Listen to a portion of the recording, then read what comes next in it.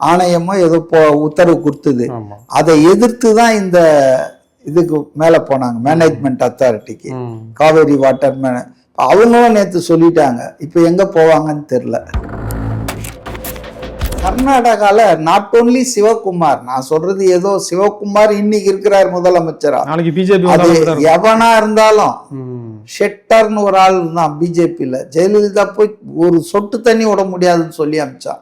So அதனால வந்துங்க இதுல கட்சி வித்தியாசம் அரசியல் வித்தியாசம்லாம் ஒன்றும் இல்லைங்க. அவர் என்ன, அவர் எப்பவுமே விஜயை பொறுத்தவரையில் out of box solution try பண்ணுவாரு. எல்லாரும் முதல்வர்கள் மைக்கை நீட்டினா பேசுவாங்க, மைக்கை நீட்டினா ஏதாவது சொல்லுவாங்க. அவரு அந்த பாதையில போக மாட்டாரு, வணக்கம் சொல்லிட்டு போயிட்டே இருப்பாரு.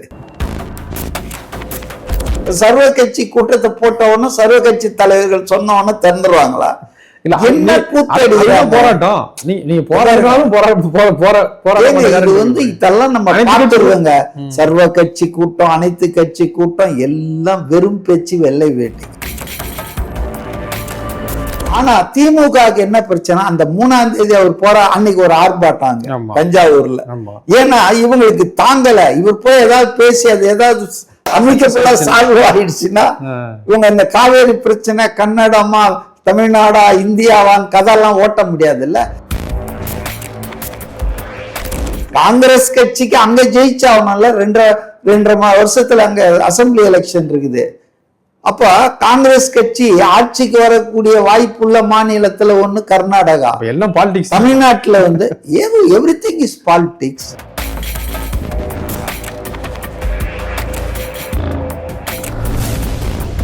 வணக்கம். நம்மோடு இன்று இணைந்திருப்பவர் அரசியல் விமர்சகர் மதிவாணன் அவர்கள். வணக்கம் சார். வணக்கம் சார். 1880களில் இருந்து இந்த காவேரி பிரச்சனை தொடர்ந்து மைசூர், சென்னை மாகாணம் தொடர்ந்து இந்த பிரச்சனை இருந்துக்கிட்டே இருக்கு. பெரிய எந்த அளவுலையும் பெருசாக தீர்க்கவே முடியல. CWMA ஓரளவு அந்த பிரச்சனையை ஓரளவு சால்வ் பண்ணாங்க. இப்பவும் அந்த பிரச்சனை தொடர்ந்து நீடிச்சுக்கிட்டே இருக்கு. ஏன்னா மத்திய அரசு அங்கே தொடர்ந்து கர்நாடகாவில் ஆளுங்கட்சியாக இருந்துகிட்டே இருக்கிறதுனால, மாறி மாறி இருந்துகிட்டே இருக்கிறதுனால அந்த பிரச்சனை நீடிச்சுக்கிட்டே இருக்கு. இப்போ விஜய் அவர்களுடைய முன்னெடுப்பு எந்த அளவுக்கு இதுக்கு? பல தீர்ப்புகள் அமுலாக்காமல் இருக்கு கர்நாடக அரசு. உச்ச நீதிமன்ற தீர்ப்பு, காவேரி மேலாண்மை வாரியம், ஆரியம் எல்லாம். இப்போ கூட பாருங்க, நேற்று கூட அவங்க மேல்முறையீடை ரிஜெக்ட் பண்ணியிருக்காங்க. Management authority, Kaveri water management authority, நீங்கள் கொடுத்து தான் ஆகணும், 15 நாளைக்கு 3500 கன அடி டெய்லி கொடுத்து தான் ஆகணும்னு. ஏற்கனவே ஒரு செவ்வாய்க்கிழமை தான் ஒரு இது ஆணையமோ ஏதோ உத்தரவு கொடுத்தது. அதை எதிர்த்து தான் இந்த இதுக்கு மேல போனாங்க, மேனேஜ்மெண்ட் அத்தாரிட்டிக்கு, காவேரி வாட்டர் அவங்களும் நேற்று சொல்லிட்டாங்க. இப்போ எங்க போவாங்கன்னு தெரியல. ஸோ ஒரு சட்டப்படியான ஆட்சி நடத்துற ஒரு மாநிலம், ஒரு முதல்வர் சட்டத்தை மதிக்கணும். முதல்ல நீங்களே சட்டத்தை மதிக்கலன்னா, இப்ப கர்நாடகால இருக்கிற மக்கள் யாராவது சட்டத்தை மீறினா சிவகுமார் போய் நோ சட்டத்தை படி செய்யணும், அவன் திருப்பி கேட்பான், நீ ரொம்ப சட்டத்தை மீறிட்டு இதை நடத்திட்டு பயான்வான், சொல்லுவானா மாட்டானா? எப்பவுமே ஆளுபவர்கள் முன்மாதிரிகளா இருக்கணும். அப்ப இதுல கர்நாடகால நாட் ஓன்லி சிவகுமார், நான் சொல்றது ஏதோ சிவகுமார் இன்னைக்கு இருக்கிறார் முதலமைச்சரா, அது எவனா இருந்தாலும் ஷெட்டர்னு ஒரு ஆள் தான் பிஜேபியில. ஜெயலலிதா போய் ஒரு சொட்டு தண்ணி விட முடியாதுன்னு சொல்லி அமிச்சான். ஸோ அதனால இதுல கட்சி வித்தியாசம் அரசியல் வித்தியாசம்லாம் ஒன்றும் இல்லைங்க. கன்னடர்கள் அவங்க ரொம்ப தெளிவா இருக்காங்க. தமிழ்நாட்டுக்கு தண்ணியை கொடுக்க தேவையில்லை, நம்ம தண்ணி நமதே, மெட்ராஸ் மனதேன்னு அந்த காலத்துல ஆந்திரர்கள் திருத்தணியை காப்பாத்தினார் மாப்போசி, இல்லைன்னா திருத்தணியை லவுட்டிட்டு போயிருப்பானுங்க. அப்போ மெட்ராஸ் மனதே நாங்க எப்படி இப்ப தெலுங்கானா ஆந்திரா பிரிஞ்சப்போ ஹைதராபாத்துக்கு 2 பேரும் உரிமை கோராடினாங்க. ஆனா கடைசியில தெலுங்கானாக்கு தான் அது ஹைதராபாத் அப்படின்னு சொல்லிட்டாங்க. அதனால ஆந்திரா இப்ப அமராவதி என்ற இடத்துல புதுசா ஒரு கேபிட்டல் தலைநகரத்தை உருவாக்கிட்டு இருக்காங்க. அது மாதிரி அவங்க என்ன நினைக்கிறாங்கன்னா, ஒரு நாடு நம்ம எல்லாம் ஒரு மாநிலம், இத்தனைக்கும் திராவிட நாட்டுல தான் எல்லாம் இருக்குது. திராவிட மாடல் நடத்துறேன்னு சொல்லிட்டு திராவிடம்னு புதுசா பேசுறாங்கள, அந்த திராவிடத்துல தான் கர்நாடகம் இருக்குது, கேரளா இருக்கு, அப்புறம் தமிழ்நாடு இருக்கு, அப்புறம் ஆந்திரா இருக்கு, தெலுங்கானா இருக்கு. கேரளாவுக்கும் நமக்கும் முல்லை பெரியாறுல பிரச்சனை அடிதடி நடந்துட்டு இருக்குது. கர்நாடகால காவேரிக்கும் நமக்கும் பிரச்சனை. ஆந்திரால தான் கொஞ்சம் கம்மியா இருக்குன்னு நினைக்கிறேன், கிருஷ்ணாவுக்கும் அந்த நதி நீர். ஸோ இந்த திராவிடம்னு சொல்றதே ஒரு மாயை தான். எப்போ மொழிவாரி மாநிலங்கள்லாம் அமைந்ததோ அப்போ அவன் தான் கேரளம் எனதுன்றான். எனக்கு என் மாநிலத்துக்குள்ள உச்சநீதிமன்றம் ஒரு வாட்டி நல்லா சொல்லிச்சு, அந்த நதி உங்க மாநிலத்துல ஓடலாம், அதனால அது உங்களுக்கு சொந்தம் இல்லை, நீர் பொதுவானது, அது எல்லாருக்குமானது. சொல்லப்போனா எந்த மாநிலத்தில் அது உதித்து தோன்று வருதோ அது பயணம் செய்யற எல்லா அதுவும் கடைகோடியில் இருக்கிறவனுக்கு தான் அது ரொம்ப பெனிஃபிட்டா இருக்கணும். ஆனா இப்ப என்னன்னா என் மாநிலத்துல போது அங்கேயே தடுத்து 1க்கு 2 அணை கட்டி அப்படியே மடைக்கலாம். இப்ப மேகதாது அதுதான் பிரச்சனை.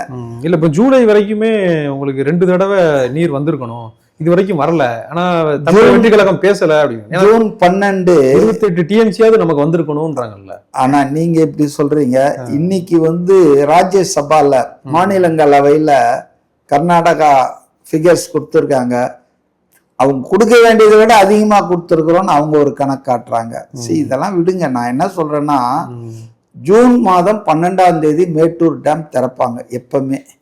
ஏன்னா குறுவை சாகுபடி பண்றதுக்காகவும் இப்போ இந்த ஆனி ஆவிட்டம் வரப்போகுது இல்லையா, 3ஆம் தேதி. ஆத்துல தண்ணி போனா தானே அதெல்லாம் கொண்டாட முடியும். இப்போ மணல்ல தான் கொண்டாடணும் போல இருக்கு இப்போ இருக்கிற நிலைமையை பார்த்தா. ஸோ வாட் இஸ் சீரியஸ்னா, இன்னைக்கு ஜூன் 12ஆம் தேதி பல வருடங்களுக்கு பிறகு, இதுக்கு முன்னால எப்போவாது திறக்காம இருந்திருக்கலாம், ஆண்டுதோறும் திறக்கிற அந்த விஷயம் இன்னைக்கு திறக்க முடியல. காரணம் என்னன்னா மேட்டூர்ல போதுமான தண்ணி இல்லை. இப்போ போதுமான தண்ணி ஏன் இல்லைன்னா காவேரியிலேருந்து அவங்க தண்ணியை திறந்து விடல. ஸோ அதனால ஒரு சீரியஸான சிச்சுவேஷன் இன்னைக்கு வந்திருக்குதுன்றத நான் ஒத்துக்கிறேன். ஆனா இது அது இங்க ஏதோ அரசியல் கட்சிகள் ஆட்சிகளால்னு நான் ஒத்துக்க மாட்டேன். ஏன்னா இது கதை 1924 இருந்து இருக்குது எனக்கு தெரிஞ்சு.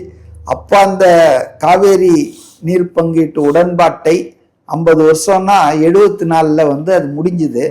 அந்த 74ல கருணாநிதி அவர்கள் முதலமைச்சர் இருந்தாரு. எப்படியாவது அதை ரினியூவல் பண்ணியிருந்தாருன்னா இப்ப பிரச்சனை இல்லை. அதை ரினியூவல் பண்ண தவறு திமுக அதிமுக தாவேகான்னு பேசல. It was a mistake committed by successive governments. உதாரணத்துக்கு இன்னைக்கு மேகதாதை பத்தி எகிரி குதிக்கிறாங்க வானத்துக்கு பூமிக்கும். பாவு சண்முகம் திமுக ஆட்சியிலயோ அதிமுக ஆட்சியிலயோ எனக்கு சரியா இப்ப நினைவுக்கு வரல, அவர் தான் நீர்வளத்துறை அமைச்சரா இருந்தாரு. அவர் பெங்களூருக்கு போயிட்டு பேச்சுவார்த்தை நடத்தி எல்லாம் பண்ணிட்டு கபினி ஹேமாவதி அணையெல்லாம் கட்டினாங்களே காவேரியின் குறுக்க. அப்ப இதெல்லாம் எதுனாங்க, அதாவது நம்ம கர்நாடகா மேல போர் தொடுக்கவா முடியும்? கர்நாடகாலையும் நம்ம தமிழர்கள் வாழ்கிறார்கள், தமிழ்நாட்டிலும் கன்னடர்கள் வாழ்கிறார்கள். அப்ப இதை கொஞ்சம் டெலிகேட்டா இல்ல. இப்ப இதுவாதான் பார்க்கணும். சிவகுமார் அவர்களை போய் விஜய் பாக்குறதே தப்பு, அதை பார்க்க வேண்டிய அவசியம் இல்லைன்னு தானே எல்லா பத்திரிகையாளர்களும் சொல்லிட்டு இருக்காங்க. பத்திரிகையாளர்கள் தான் நாட்டின் நடப்பை முடிவு பண்றவங்க. மக்களால் தேர்ந்தெடுக்கப்பட்ட ஒரு முதல்வர் அவர் அவுட் ஆஃப் பாக்ஸ் சொல்யூஷனுக்கு ட்ரை பண்றாரு. இவ்வளவு நாளா இதேதான் மாறி மாறி ட்ரிபியூனல் மாறி மாறி சுப்ரீம் கோர்ட்டு இதே போயிட்டு இருக்கு. எனக்கு நல்ல ஞாபகம் இருக்கு, நேற்று கூட ஒரு தொலைக்காட்சி டிபேட்ல நான் இதை ஞாபகப்படுத்தினேன்.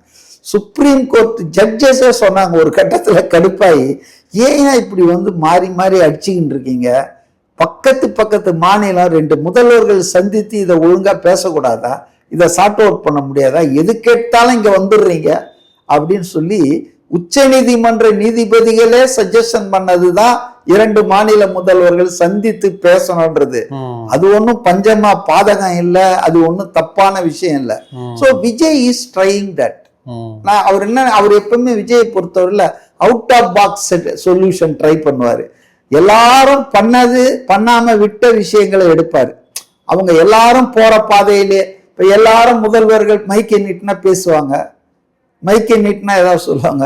அவரு அந்த பாதையில போக மாட்டாரு, வணக்கம் சொல்லிட்டு போயிட்டே இருப்பாரு. ஸோ அதனால அவர் ஒரு புதுசா ஒரு ட்ரை பண்றாரு. Let us support him. வந்தா நல்லது தானங்க. உங்களுக்கு வந்து அவர் இப்பவே ஜோசியம் சொல்றாங்க அது வராது, அவன் கொடுக்க மாட்டான், அவன் பெரியாதக்காரன், இப்படிதான் சொல்றாங்க. எப்பவுமே அவர் அப்படித்தானே பேசினார். விஜய் வரட்டும், வந்தாலுமே நான் தரமாட்டேன்னு தான் சொல்றேன். இல்ல நீங்க வந்து நேத்து 3:50க்கு அவர் பேசுறாரு. இவ்வளவு நாளா இருந்த பேச்சு இல்லை, நான் ஒத்துக்கிறேன். அப்ப கொஞ்சம் இதுவா தான் பேசிட்டு இருந்தாரு. இப்ப நேத்து 3:50க்கு அவர் என்ன சொல்றாருன்னா, பிடிஐ அந்த இது பார்த்தேன் நான், பிரஸ் ட்ரஸ்ட் ஆஃப் இந்தியாவில். அவர் என்ன சொல்றாருன்னா, அவர் கடிதம் எழுதினார் எங்கள்கிட்ட, நாங்கள் வந்து வரணும் வாங்கன்னு சொல்லியிருக்கோம். நாங்கள் வந்து 2 மாநிலத்துக்கும் எது நல்லதோ எது உகந்ததோ அதுக்காக நாங்கள் முயற்சி பண்ண போறோம். 2 பேரும் சேர்ந்து தான் ஏதாவது பண்ணி ஆகணும் அப்படின்னு சொல்லியிருக்காரு. இது வந்து ஹெலிகாப்டரை வச்சு காட்டுவேன்னுலாம் சொன்னார் அது. ஆனா நேத்து 3:50க்கு என்ன சொல்றாருன்னா, 2 விஷயம் அதுல தெளிவாது. இந்த முன்முயற்சி சந்திக்கணுன்ற முன்முயற்சியை வந்து விஜய் தான் எடுத்திருக்காரு. அவர் கடிதம் எழுதியிருக்காரு, நான் பேசினேன், வர சொல்லியிருக்கேன், நாங்க மீட் பண்றோம். அப்போ முன்முயற்சி எடுத்தது தமிழ்நாடு தான். ஏன்னா தமிழ்நாட்டுக்கு தான் வயிற்று வலி. தமிழ்நாடு தாங்க குறுவை சாகுபடி நின்று இருக்குது, இங்க தண்ணி திறக்கல, ப்ராப்ளம் இஸ் ஃபார் தமிழ்நாடு. அப்ப நான் தான் வைத்தியர்கிட்ட தேடிட்டு ஓடணும். அதனால இவங்களுக்கு தெரியல. அதாவது இவங்க என்ன நினைக்கிறாங்கன்னா, பாருங்க முக ஸ்டாலின் திமுக எவ்வளவு குறுக்கட் பீப்புள்னா, கர்நாடகால அரசியல் மாறுபாடுகள் இருந்தாலும் எல்லாத்தையும் தூக்கி போட்டு கன்னட நாடுன்னு நிக்கிறான். பிஜேபி காங்கிரஸ் எல்லா